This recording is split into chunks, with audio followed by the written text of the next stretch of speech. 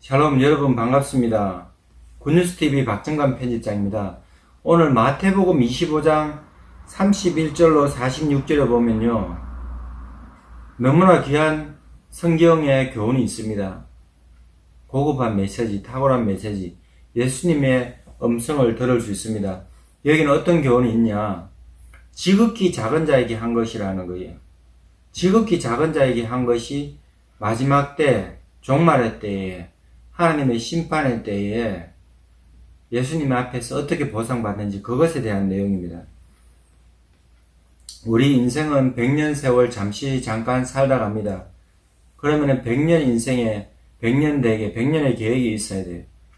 그러면은 나 자신을 위해서 사는 100년의 대계가 될지, 나라 민족을 위해서 사는 100년의 대계가 될지, 또 남을 위해서 헌신하는 인생의 100년의 대계가 될지, 그런 부분들을 잘 한번 생각해 볼 수 있는 그런 성경적인 교훈이에요. 결론적으로 말씀드리면, 예수님은 가난하고 소외되고 어렵고 힘든 우리 주변의 사람들을 돌보라고 그럽니다. 내 인생을 남을 위해서 희생하라고 그러는 거예요. 내 인생이 남을 위해서 봉사하라고 그러는 거예요. 우리가 나만의 인생을 건축하는 것이 아니라, 나만의 인생을 잘 먹고 잘 살기 위해서 호의호식하는 것이 아니라, 나의 인생이 남을 위해서 희생하라는 거예요. 결국 자선의 인생을 살아라는 거예요. 기부하는 인생을 살아라는 거예요. 오늘 성경 본문을 살펴보겠습니다. 인자는 예수님의 자칭호예요. 다니엘서에 나오는데, 예수님이 그리스도를 말하고 이 땅에 사람의 아들로 왔기 때문에 예수님이 인자라고 하는 거예요. 어질다, 인자하다, 자비롭다, 이 뜻이 아니에요. 한문으로 인자는 사람의 아들이란 말입니다. 예수님의 자칭호, 예수님이 스스로 자신을 칭하실 때 인자라 했는데, 구세주라는 뜻입니다. 구세주의 다른 별칭이 인자죠. 인자가 자기 영광으로 모든 천사와 함께 올 때에 예수님은 이 땅에 심판하러 오십니다. 지금은 구원의 때예요. 은혜의 때예요. 구원받을 만한 때고 은혜 받을 만한 때예요. 지금 구원받아야 되고 지금 은혜 받아야 됩니다. 나중에는 심판입니다. 그거 하나님께서 긍휼히 여겨주실 때, 하나님께서 불쌍히 여겨주실 때, 하나님께서 자비를 베풀어 주실 때, 지금 빨리 구원받고 은혜 받아야 돼요. 성경은 그렇게 말하고 있거든요. 그래서 예수님이 이제 다시 오실 때는 심판의 때가 되는데, 자기 영광의 보좌에 앉으신다 그러는. 그러면서 모든 민족을 그 앞에 모으고 구분한다 그러는. 모든 민족, 창세로부터 마지막 때까지, 지금은 이제 종말의 때입니다. 말세지말이라죠. 마지막 때의 마지막 때예요. 마지막 때 가운데 마지막 때니까 말세지말이라는 한문 뜻으로 쓰는데, 예수님이 인류가 시작하고부터 종말의 이때까지 모든 민족을 예수님 앞에 모은다 그러는. 그리고 구분하는데, 양과 염소를 구분하는 목자처럼, 목자가 양을 한쪽 편에 양대로 모으고, 목자가 또 한쪽 편에 염소를 염소대로 모으고, 이러듯이 모든 인류를 구별한다요. 모든 인생들을. 그러면서 말하는데, 예수님이 뭐라고 말씀하신답니까? 양은 오른편에, 염소는 왼편에 두는데, 그때 임금이 그 오른편에 있는 자들에게 이르시되, 내 아버지께 복받을 자들이여, 나와 창세로부터 너희를 위하여 예배된 나라를 상속받으라. 창세 때부터 만들어진 하나님 나라, 천국, 이것을 상속받으라는 거예요. 상속받는다는 것은 거저 받으라는 거예요. 공짜로 받으라는 거예요. 근데 그러면은 거저 받고 공짜로 받는데 자격은 뭡니까? 하나님의 자녀된 자격이 있어야 거저 받고 거저 공짜로 받는 거예요. 이방인은 안 돼요. 다른 가족은 안 돼요. 하나님의 혈통이라 해야 돼요. 예수님을 믿어야 돼요. 미국의 가장 부자가 빌 게이츠, 마이크로소프트, 컴퓨터 시대가 되다 보니까 컴퓨터 프로그램, 소프트웨어, 그것을 만든 빌 게이츠가 가장 부자였는데, 그 기록을 깬 사람이 아마존 창업자 베이조스예요. 이 베이조스가 바람을 피웠습니다. 이혼을 했습니다. 미리 자기가 바람 피운 것을 미리 시인해버렸어요. 언론에 퍼뜨리고, 자기는 부인이 이혼하자면 이혼한다고 하고 합의금도 준다고 그렇게 선제 공격을 했어요. 바람 피운 것은 잘못됐지만 대처는 그래도 나름대로 신속하게 남자답게 대처했는데 부인이 43조인가 44조 원인가 되는 금액을 받고 합의 이혼이 됐어요. 왜? 미국 최고의 부자였기 때문에. 그럼 이거는 부인이기 때문에 합법적으로 이렇게 재산 분할이 된 거예요. 이것처럼 부인 아니면은 미국 최고의 부자의 부인이 아니면은 합의 이혼 소송이 될 수가 없죠. 바람 피웠다고. 왜? 부인의 합법적인 자격을 갖고 있기 때문에 남편이 바람 피웠기 때문에 이렇게 재산을 상속받게 되었는데 여기는 하나님의 자녀로서 하늘나라를 상속받으는 이거보다 더 큰 것 어디 있습니까? 그 인생의 100년 대계를 세울 때 하늘나라를 기업으로 받는 온유한 자는 땅을 기업으로 받는다 했거든. 구약 성경에 땅은 가나안 땅을 말하는 거예요. 천국을 말하는데 가나안 땅이 유대인들에게 주어진 그 젖과 꿀이 흐르는 땅이라 해서 가나안 땅에 땅을 기업으로 받는다는 것은 하나님의 백성이다 이 말이에요. 그 땅은 다른 사람 소유가 되잖아요. 그것은 무슨 뜻이냐? 나중에 우리가 하늘나라 갔을 때 하나님께서 하늘나라를 주신다 이거예요. 우리가 하나님 믿고 온유한 자가 되면 이 땅에서 땅을 차지하듯이 하늘나라에 가면 하나님의 기업을 상속받는다 이거예요. 그리고 여기 예수님 말씀하실 때 이제 어떤 사람이 하늘나라를 상속받느냐? 예수님을 대접한 사람. 이 땅에 우리가 살면서 100년의 인생을 살 때 어떤 계획을 세야 되냐? 100년 대계가 어떤 것이냐? 예수님을 대접하는 인생이 되어야 돼요. 그리고 오늘 여기는 성경 본문에서는 마지막 때 종말에 심판하는 기준에 대해서 제시해 주는데 이 땅에 살면서 어떤 행위를 했냐 이거예요. 우리가 예수 믿는 사람들 신약은 구약 성경은 율법을 행해야 된다고 그렇게 나오고 메시아가 오기 전이니까 구약 성경에도 메시아를 믿어야 돼요. 근데 메시아는 감추어져 있어요. 그림자만 드러나는 거예요. 이 신약 시대는 메시아가 빛으로 드러납니다. 예수님이 내가 세상의 참 빛이다 그러고 빛으로 나오라 그러고 어둠에 있는 자는 마귀에게 속했다 그랬어요. 그리고 우리가 빛된 예수님께 나오는데 이 예수님이 밝히 신약 성경에 드러나는데 예수님이 구세주이신데 이 예수님을 어떻게 대접하느냐? 예수님을 믿는 것 때문에 구원을 받아요. 근데 예수님을 믿는 우리가 예수님을 믿을 때 구원받는데 예수님에게 어떻게 우리가 행위를 했냐?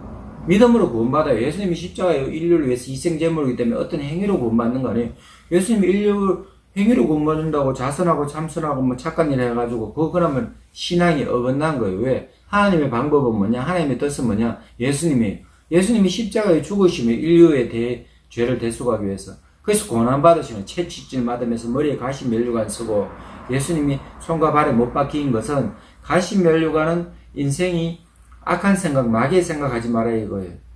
그리고 저주받은 가시 면류관 예수님이 담당했기 때문에 예수님 머리에서 이마에서 피가 흐르는 것은 예수님의 피를 흘렸기 때문에 우리가 이제 생각은 정결한 생각, 거룩한 생각, 깨끗한 생각 해야 된다는 것이고 위예수님 손발에 못이 박혔다는 것은 우리 손을 나의 정욕대로 나의 뜻대로 살던 것을 이제 하나님 위해서 헌신하는 성경책을 배우고 찬양을 드릴 때 하나님을 성호를 찬양할 때 이렇게 이 손을 쓰고 이웃을 위해서 봉사하고 내가 정당하게 일한 대가를 받기 위해서 일하는 이 손이 돼야 됩니다. 부모를 공경하고 이웃을 섬기는. 그리고 발은 하나님께서 이제 기뻐하시는 대로 가라고 예수님이 우리 자아 정욕을 못 박으라고 나의 뜻대로 가고자 하는 데를 마음대로 못 가라고 예수님이 십자가에 못 박혔잖아요. 우리 대신. 그리고 우리는 이제 부활하신 예수님과 연합하여 예수님께서 기뻐하시는 소외되고 가난한 복음을 전하는 그런 곳으로 가야 돼요. 그래서 예수님이 또 옆구리에 창에 찔렸을 때 물과 피를 다 흘렸을 때 자기의 모든 예수님의 생명을 헌신해서 하나님의 생명을 하나님의 아들의 생명을 헌신했기 때문에 구세주의 메시아의 그리스도의 생명을 헌신했기 때문에 우리는 아낌없이 우리 목숨을 예수님께 드릴 수 있어야 돼요. 그래서 우리는 이 십자가에서 희생하신 희생제물로 드려주신 예수님을 믿을 때 다른 것은 더해질 수가 없어요. 예수님이 하나님 앞에 희생제물인데 다른 거 더한다? 그거는 틀린 겁니다. 그러니까 기독교가 쉬우면서 가장 어려운 거예요. 왜? 예수님 믿기만 하면 돼요. 그러면 구원받아요. 다른 것 어떤 행위가 안 들어가요. 그리고 그 다음입니다. 애프터. 퍼스트는 예수님 믿는 거예요. 왜? 희생제물 대신 예수님이기 때문에. 노력 어떤 거 필요 없어요. 예수님 믿는 이것, 영접하는 자, 그 이름을 믿는 자는 하나님의 자녀된다. 요한복음 1장 12절. 이거예요. 그 요한계시록의 3장에는 뭐라 해놨습니까? 예수님이 들어갈 때 문을 열어드리면 돼요. 문을 열어드리면, 우리 마음문을 열어드리면 예수님 우리 인생 가운데 들어와서 예수님 우리와 함께 먹고, 지내는 먹고, 동고동락하는 그런 이제 구절이 요한계시록 3장이에요. 3장 20절. 그렇죠. 그리고 이제 그 다음에는 뭐냐? 퍼스트가 그거고, 그 다음에는 두 번째, 그러면 애프터는 뭐냐? 예수님이 우리에게 원하는 것은 믿음으로 구원받는 것이고, 그럼 믿음으로 구원받았으면, 믿음으로 의롭다 됐으면, 그 다음에는 행위예요. 그러니까 이 믿음이라는 이것이 되고 행위가 따라야 돼요. 그 손과 손등처럼 믿음으로 먼저 구원받고 하나님의 믿음의 선물을 받는 거예요. 그 다음에 우리 행위가 나가야 되는 거예요. 손과 손등이 붙은 것처럼 그래요. 믿음과 행위라는 것은. 근데 기독교에서 뭐 봉사 많이 하고 찬양 많이 하고 헌금 많이 하고 하나님께 예배드렸다고 구원받는 것들은 이것 잘 알아야 돼요. 그 성령으로 우리가 예수님을 구주로 고백하고 성령으로 거듭난다는 뜻이 이거예요. 중생 다시 태어난다는 뜻이 born again. 이것을 말합니다. 그럼 오늘 여기 성경 본문은 뭐냐? 마태복음 25장 예수님 심판하는데 착한 일 하라며. 이것은 예수님을 구세주로 받아들이고 그 다음에 행위가 따라야 된다. 이 말입니다. 이거 잘 알아야 돼요.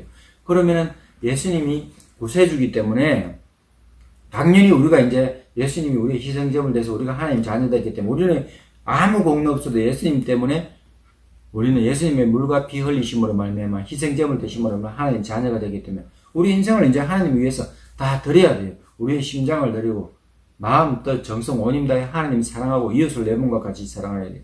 그래 오늘 여기 말하는 것이 이웃을 자신의 몸같이 사랑하라 그거예요. 그러면서 예수님 상세하게 말씀해 주셨는데 이제 예수님이 마지막 때 심판하실 때 오른편에 예수님 오른편에 앉으신 양과 염소를 구분할 때 양에 속한 의인들, 믿는 사람들, 영생을 누릴 사람들, 하나님 나라에 들어갈 사람들에게 뭐라고 하시냐? 나를 대접했다 이거예요. 그러면서 예수님 여기 6가지를 말씀하십니다. 내가 배고플 때 먹였다 그러는 거예요. 그리고 내가 줄일 때 먹였다 그러는 거예요. 예수님이 내가 배고플 때 너희들이 먹였다. 그리고 또 예수님이 내가 목마를 때 물 마시게 했다. 그리고 내가 옷이 없어가 헐벗을 때 옷을 입혔다 그러면. 그 예수님이 또 감옥에 있을 때 너희들이 찾아왔다. 의인들 너희들이 찾아와서 대접했고 또 병들어 있을 때 신봉했다 이거예요. 이게 무슨 뜻입니까?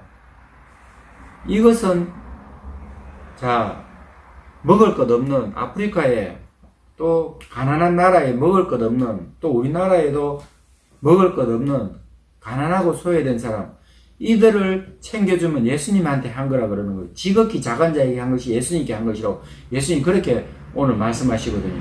그 목마른 사람들 그 돈이 없어가지고 인생에 뭐 먹고 싶은 것도 못 먹고 목마른 거예요. 학업에 대해서 목마르고 인생에 해결하지 못하는 이런 목마름에 해결해 줄 수 있는 그 직업을 못 가면 직업을 또 학교를 못 가면 부모님이 없어서 고아 가부 이런 사람들 돌봐주면 그 예수님 줄인 인생을 시원하게 해주는 갈증을 해결해주는 그런 사람들에게 예수님 어려운 사람 도와주면 예수님께 한 거라 그러는 거예요. 그러면서 예수님이 또 교도소 사역을 해야 되는 거예요. 왜? 감옥에 있는 사람들을 돌보면 신창원 유명한 탈주범이죠.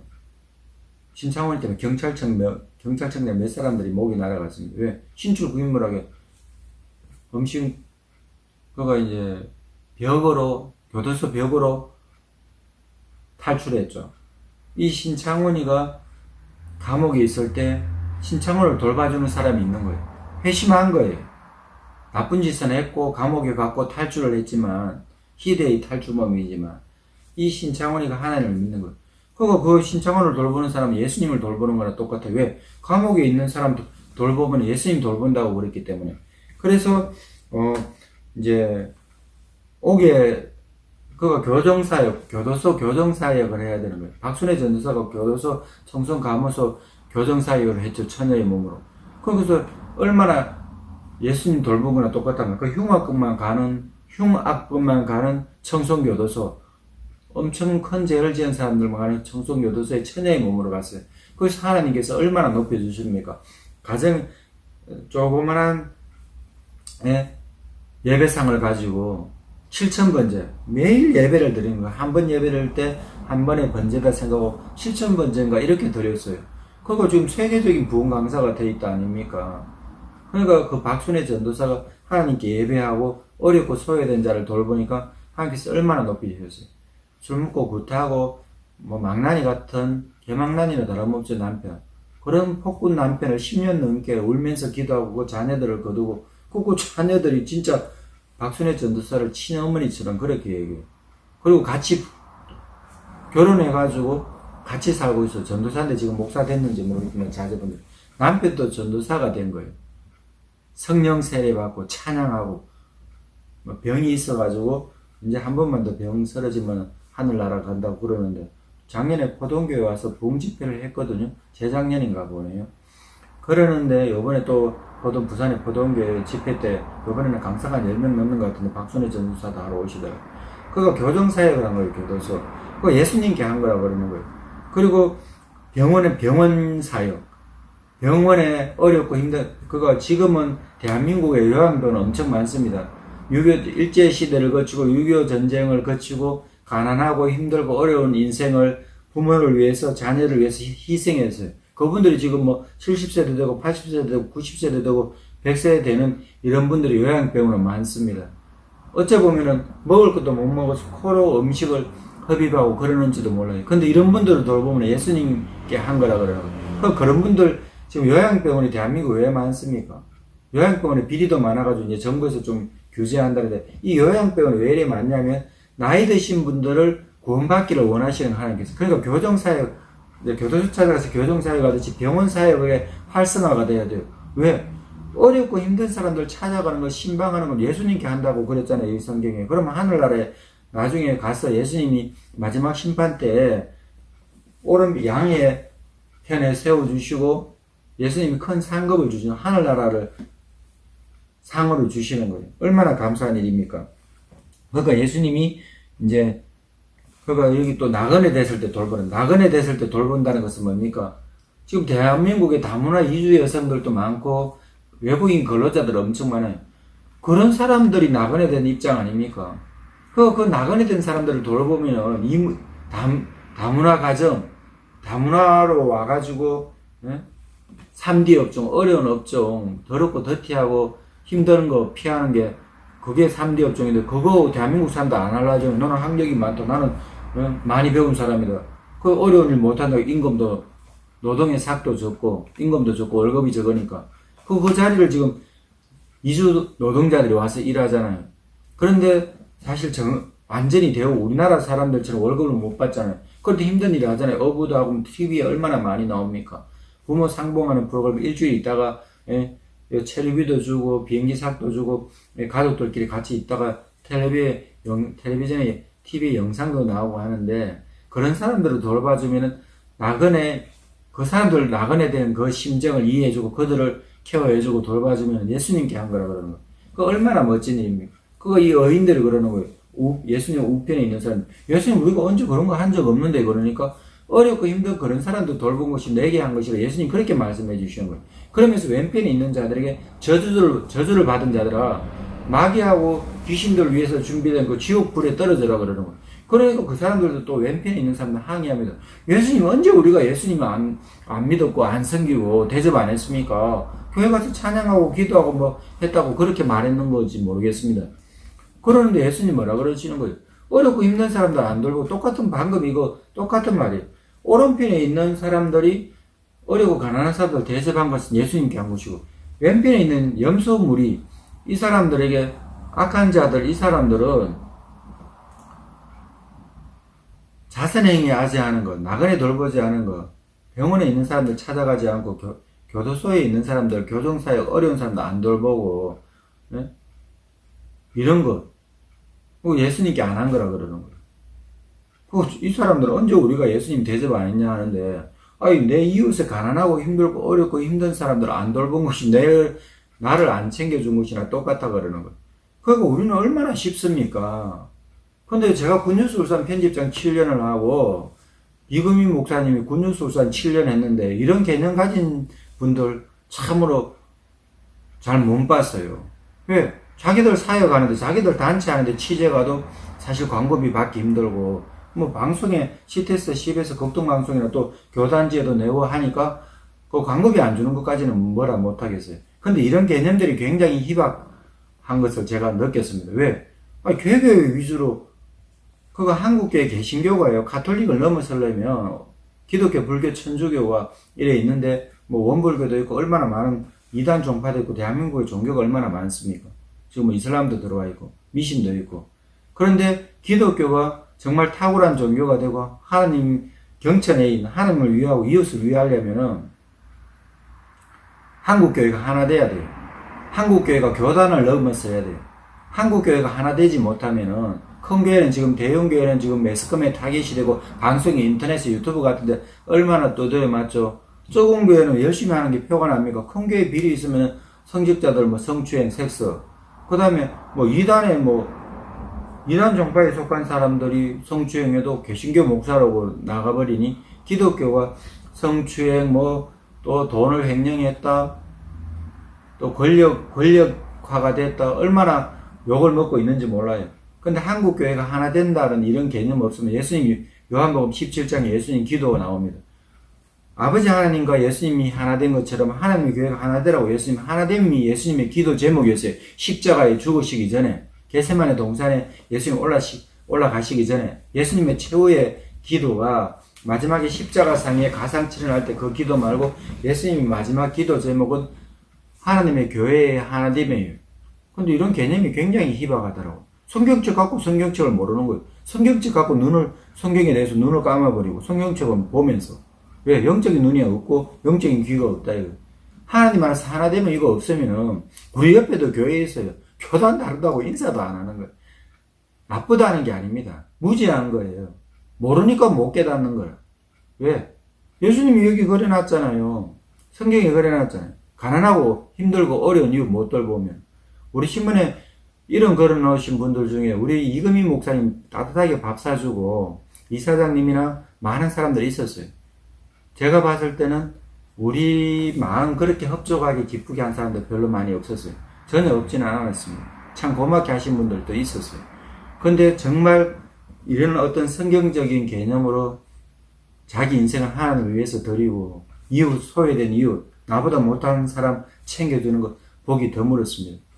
에바다 농학의 박종환 목사와 변혜경 사모의 그 성도들이 어찌 보면 멀쩡한 사람보다 정말 우리를 진심으로 대해주고 그분들이 자기들 인생도 힘들게 살지만 물론 우리 군유수산에서 나름대로 그 영상 촬영 협조도 창호 영상에 해줬고 뭐 연예인들도 많이 다녀가고 우리가 인터넷에도 비춰주고 지면에도 비춰주고 했지만은 나름대로 저희가 최선을 다했지만은 에바다 농학교회가 장애인이잖아요.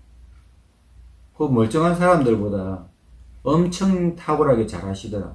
저희 유튜브 영상 밤에 찍는 거 바이블 탐험 박정관 기자 바이블 탐험 여기 언약교회 군유수산 사무실입니다. 그러는데 영상을 하려고 영상 사업단을 이끌려고 펼치려고 하니까 참 장소 얻기가 힘들었어요. 돈 비싸게 뭐 굳이 영상 사업단 할 장소는 필요 없어요. 왜 좁은 공간이면 되니까. 한 서너 평이면 되니까. 근데 에바다 농화교에서 장소를 쓰라 하더라고요. 예배실 말고 유아실이 있는데 그 방음시설 다 있어. 옛날에 뭐 누가 연주하고 기타 연습을 하는지 하니까 위에서 시끄럽다니까. 그러니까 참 남의 부족함을 채워주지 못한다. 그러면 가짜다 하는 거 아닙니까 예수님이. 남의 부족함을 왜 볼 줄 모릅니까. 안하무인으로 눈을 보고 남을 무시하고 그 마귀에게 속한 거라 하잖아 오늘 예수님이. 그럼 어떠냐. 긍휼의 눈 불쌍히 여기고 남의 주머니에 돈 없으면 내 주머니에 돈을 주라 이거예요. 남의 발에 신발을 신을 거 없으면 예수님 신발을 주라 이건 내 신발이 아니라 하나 사주면 되지 않습니까? 내 신발이 뭐 하나밖에 없으면 내 설립바라도 그 사람 주면 되잖아. 이런 정신이 오늘 예수님 경천에 소외되고 가난하고 힘들고 어려운 사람 돌보지 못하면은 마지막 날 심판 때 예수님 앞에 심판받는다 그런 예수님 믿고 천국은 가죠. 부끄러운 구원이다. 상없어요. 근데 예수님 믿고 천국 가서 상 받으려면은 자선 행위가 따라야 된다. 예수님 이 말씀하시는 겁니다. 오늘 마쳐야 되는데 그거 예수님 뭘 하십니까? 마지막에 결론적인 지극히 작은 자 하나에게 하지 않은 것 왼편에 있는 사람들에게 염소의 무리에 속하고 악하고 하나님 뜻대로 살지 않고 어렵고 힘든 사람 돌보지 않은 사람들은 예수님께 하지 않았기 때문에 지옥 형벌 받으라 그래요. 그 우편에 있는 사람들 예수 믿고 착하게 살고 어렵고 힘들고 가난한 사람들 도와준 것 그게 빛과 소금의 삶이에요. 그렇게 한 사람들 하늘나라를 기업으로 상속받고 예수님이 영생을 누리라는 것 영원한 생명 하나님과 함께 하는 것 이게 영생 아닙니까? 이건 너무나 오늘 복된 성경 구절 아니에요? 기독교는 자선이 안 따르면 가짜다 그러는 거예요. 소외된 사람들, 힘든 사람들, 어린 사람들, 이웃 안 돌보면 가짜라 그러는 거예요. 가짜 신앙인지 진짜 신앙인지 말 안 해도 알겠죠. 오늘 이 성경이 시금석이고 거울이고 거울 보면 알겠고 저울이에요. 저울. 달아보면 아는 거예요. 함량 미달인지 하나님께서 기뻐하시는 그 수준을 넘어선 함량을 충족한 것인지 오늘 박정관 기자의 바이블 탐험 마쳐야 되는데요. 예수님 오늘 말씀하시는 거예요. 마지막 때 심판 때는 예수님 자기 영광으로 모든 천사들과 함께 겁니다. 예수님 초림은요. 예수님 처음 오셨을 때 2000년 전에 예수님 처음 오셨을 때는 구원이에요. 마지막 때는 심판이에요. 그 아직은 구원의 때 은혜의 때예요. 그 심판의 때가 다가옵니다. 완전히 지금 뭐 눈앞에 심판의 때예요. 천국에서는 벌써 심판의 때를 준비하고 마지막에 천군 천사들 천사장이 나팔을 불라고 준비하고 있는지도 모르겠습니다. 하늘나라는 시간적인 공간적인 그런 개념이 없어요. 마지막 때는 언젠지는 모른다고 했으니까 때는 밝힐 거 없지만 주변 정서가 이스라엘이 1948년 독립했고 1967년에 이제 예루살렘의 수도를 정하려 하는데 팔레스타인이나 유엔에 서락하지 않는데 2017년 트럼프가 대통령 되고 예루살렘은 이스라엘 수도다 선포해버려서 이제 예루살렘에는 제3성전 첫 번째 성전 이삭을 바쳤던 아브라함 모리아산의 아브라함의 여호와 이레 그 첫 번째 성전 두 번째는 솔로몬 성전 세 번째는 헤롯 성전인데 바벨론 포로하고 돌아와서 유대인들이 다시 세웠던 서룹바벨 성전을 예수님 당시 헤롯 대왕이 유대인들의 환심을 살려고 로마 황제에게 잘 보이려고 지었던 헤롯 성전 그게 벌써 지어질 준비가 완벽하게 있습니다. 그런데 이슬람이 그 성전을 모스크를 세워놨기 때문에 예루살렘에 이스라엘 성전 모스크가 세워져 있어요. 그러니까 그 자리에 유대인들이 성전을 세우는 종말입니다. 그러면 저 그리스도가 유대인들과 7년 계약을 맺어요. 그럼 7년 환란이 오는 거죠. 요한계시록에. 그게 불언지간이라니까요. 눈앞에 가깝다니까요. 그거 마지막 때 중에 마지막 때 아닙니까? 이런 거 모르는 사람들이 너무나 많아요. 저도 이런 사실들 종말의 때인 줄 알았지만 이렇게 신속하고 마지막 때가 가까운 줄 인지 알았습니다. 그럼 저 그리스도는 이슬람이라고 보는 거예요. 정통 전문가들. 이거 불과 10년 전에 20년 전에 몇십 년 전만 해도 조영기 목사님 옛날에 유럽연합이라 했거든요. 종말론 요한계시록 할 때. 그 당시에는 그게 좀 어필됐는지 몰라요. 그렇게 해서 지금 불과 몇십 년 사이에 저 그리스도는 이슬람이라고 그렇게 보는 거예요. 저 그리스도는 가톨릭의 수장이 아닙니다. 교황이 아닙니다. 저 그리스도는 이슬람의 최고 지도자예요. 그 사람들이 유대인과 7년 계약을 맺는다면은 이 땅에 7년 환란이 오는 거고 지금 곧 가깝습니다. 베리침 666 이런 게 문제가 아니에요. 마지막 때는 숨겨 말고 있겠습니까? 7년 환란 전에 공중 휴거가 되면은 예수님 재림이 있으면은 공중에 들림 받을 것 같으면은 그렇게도 해석하는 사람이 있고 그러면 좋고 그래 아니더라도 3년 반 동안 이 땅에 7년 환란 가운데 3년 반 동안 순교하는 것 말고는 다른 신앙은 없어요. 이럴 때인데 지금 뭐를 하고 있는지를 모르겠어요. 저도 불과 이런 거 깨달은 지 얼마 안 돼서 유튜브로 바이블 탐험을 하고 있는 겁니다. 오늘 마지막 때를 준비하는 우리는 예수님의 재림을 준비하면서 가난하고 소외되고 힘들고 어려운 사람 돌보라고 예수님 말씀하시는 거예요. 오늘 박정관 기자의 바이블 탐험을 여기서 마치겠습니다. 여러분 감사합니다. 편안한 밤 되시기 바랍니다. 샬롬.